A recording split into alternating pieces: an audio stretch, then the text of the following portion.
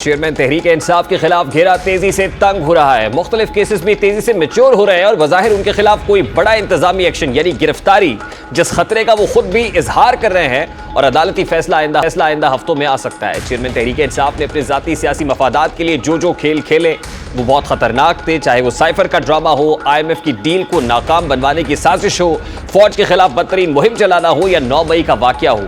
इन सब केसेस की तफ्तीश और इसके बाद उनमें बानी तहरीक इंसाफ के मुलव्विस होने के तमाम तर सबूत इदारे के पास मौजूद है। वादा माफ गवाहान के बयान रिकॉर्ड कराने का सिलसिला जारी है और इन गवाहान की फहरिस्त भी तवील है। साइफर ड्रामे में आजम खान के इकबाली बयान के बाद साबिक प्रिंसिपल सेक्रेटरी आजम खान ने 190 मिलियन पाउंड केस में नैब के सामने पेश होने का फैसला किया। वो नैब के सामने पेश हुए और इत्तलात के मुताबिक यहां भी उन्होंने चेयरमैन तहरीक इंसाफ के खिलाफ चार्जशीट पेश की है। ज़राए के मुताबिक आजम खान ने अपने बयान में 190 मिलियन पाउंड से मुतालिक पहले से मौजूद दस्तावेजात की तस्दीक की और बताया कि पैसे किस तरह अदा किए गए। ज़राए के मुताबिक आजम खान ने तस्दीक की कि जो रकम पाकिस्तान के अकाउंट में आई, इन सारे मामलात में वो ऐनी शाहिद है। उन्होंने बहुत चीज़ों को देखा है। बानी तहरीक इंसाफ भी इस हवाले से हिदायत देते रहे। ज़राए के मुताबिक आजम खान ने मजीद बताया कि इस हवाले से काबीना इजलास के लिए जो समरी तैयार हुई, जिसकी मंजूरी काबीना ने दी, उसकी तैयारी में शहजाद अकबर का बुनियादी किरदार था। समरी पेश करने से पहले भी एक मीटिंग हुई जो चेयरमैन तहरीक इंसाफ के साथ हुई थी। इसमें शहजाद अकबर भी मौजूद थे। 190 मिलियन पाउंड केस में आजम खान ने चेयरमैन PTI के दावों के बरक्स बयान दिया और बताया है कि किस किस मौके पर चेयरमैन PTI ने इस हवाले से हिदायत जारी की, जबकि शहजाद अकबर भी रकम के हवाले से मुशावरत करते रहे।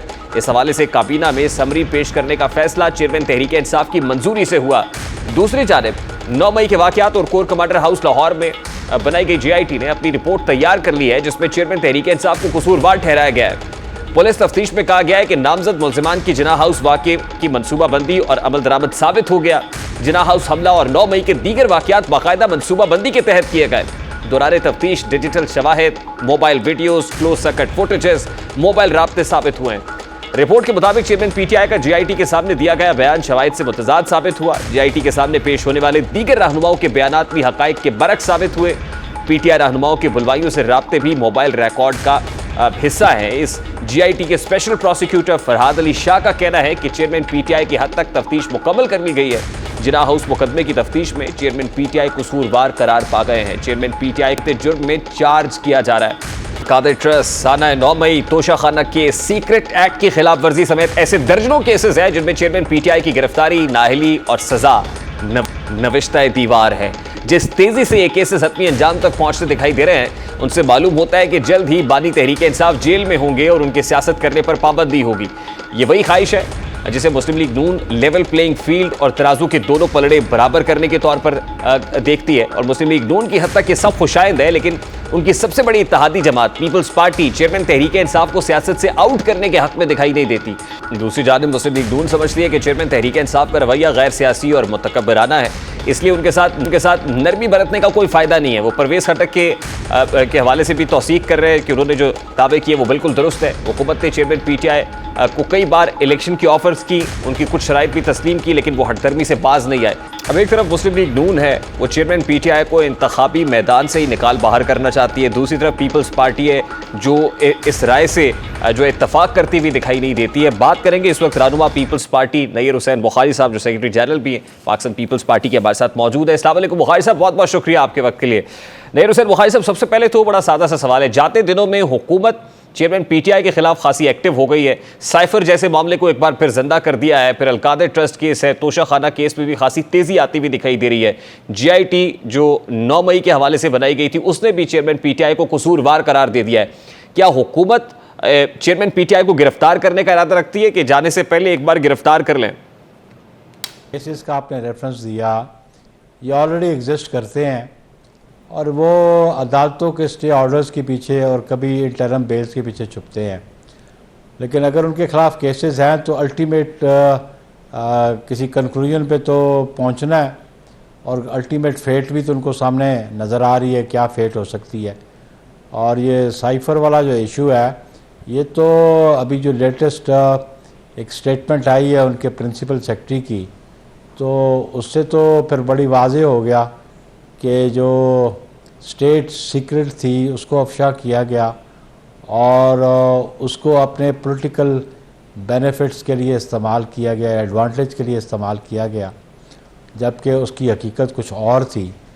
तो ऑब्वियसली अगर ऑफिशियल सीक्रेट एक्ट के किसी जुर्म का इर्तिकाब किया, क्योंकि उन्होंने ओथ की भी वायलेशन की, तो फिर उनको ट्रायल और इन्वेस्टिगेशन तो फेस करनी पड़ेगी। लेकिन उसके लिए हुकूमत को चाहिए था ना कि सीक्रेट एक्ट की खिलाफ वर्जी पर मुकदमे का इंदराज करते। हुकूमत ने भी किसी मुकदमे का इंदराज नहीं किया अगेंस्ट चेयरमैन पीटीआई। यानी प्रोसिक्यूशन भी तो एक तरफ है ना, ये कह देना कि अदालत से रिलीफ मिल जाएगा या बाद नज़र में अदालत रिलीफ दे देती है, अगर प्रोसिक्यूशन तगड़ी होगी तो आपको नहीं लगता कि अल्टीमेटली वो फेट डिटर्मिन करेगी इन केसेस का? देखिए, ट्रायल कोई हम टेलीविज़न पे तो ट्रायल तो नहीं हो रहा, ट्रायल तो कोर्ट्स में होगा। तो प्रोसिक्यूशन के पास केस है, इन्वेस्टिगेशन वो कर रही है, तो उस इन्वेस्टिगेशन के नतीजे में, देखिए ना, इन्वेस्टिगेशन की भी बात है, इंक्वायरी और इन्वेस्टिगेशन उसमें फ़र्क है।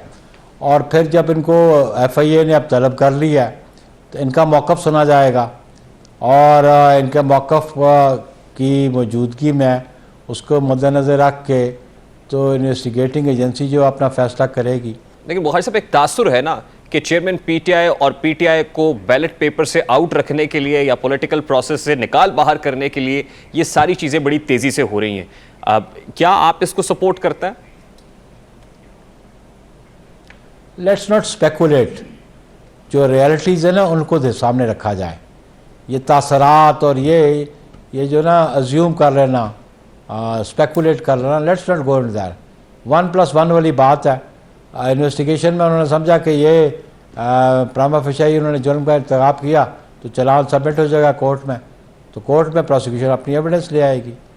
तो वो जो कुछ इमरान खान ने किया, जितनी उनको फुल सपोर्ट थी, मैंने कल भी किसी टॉक शो में कहा था, कोई बंदा अगर ख़ुदकशी करने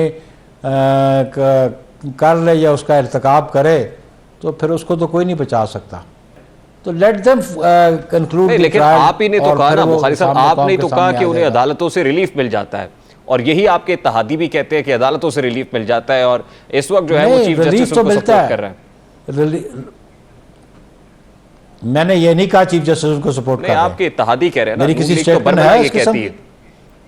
इत्तेहादी कहने हैं, देखिए मैं तो अपनी बात का, अपनी जमात का जिम्मेदार हूँ।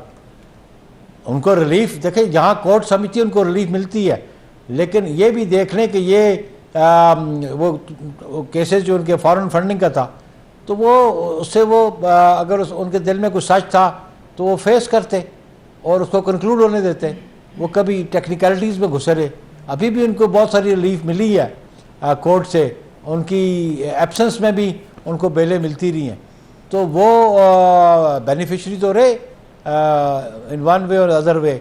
लेकिन अल्टीमेटली कब तक ये इस किस्म का वो सिलसिला चलता रहेगा?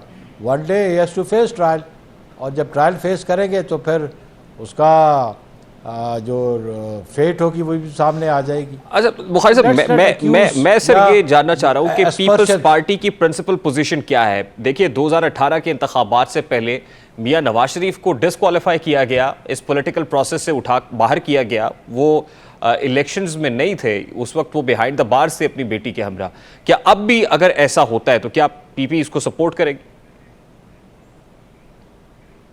बात हमारी सपोर्ट की और ना सपोर्ट करने की नहीं है, बात अदलिया की है।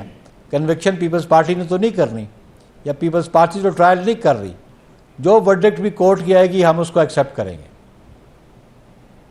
जो भी वर्डिक्ट कोर्ट का होगा आप उसको एक्सेप्ट करेंगे, आप ये कह रहे हैं? यानी अगर वो डिस्क्वालीफाई करती है या जाना पड़ता है जेल में, तो आप पीपल्स पार्टी कोर्ट के साथ खड़ी होगी?